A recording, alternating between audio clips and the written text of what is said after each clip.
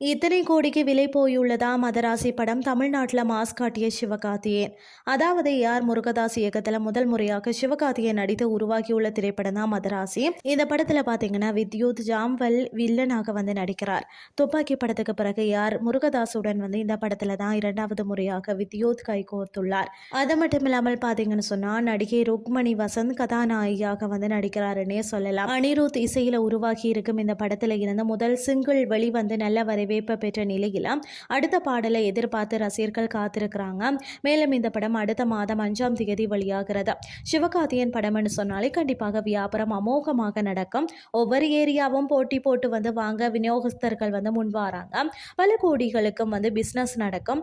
அதுவும் அமரன் படத்தின் வெற்றிக்கு பிறகு சிவாவின் மார்க்கெட் வேற லெவலுக்கு சென்று விட்டதுன்னே சொல்லலாம். இந்த நிலையில மதராசி திரைப்படத்தின் தமிழக உரிமை ரூபாய் 40 கோடிக்கு விற்பனை செய்யப்பட்டுள்ளது.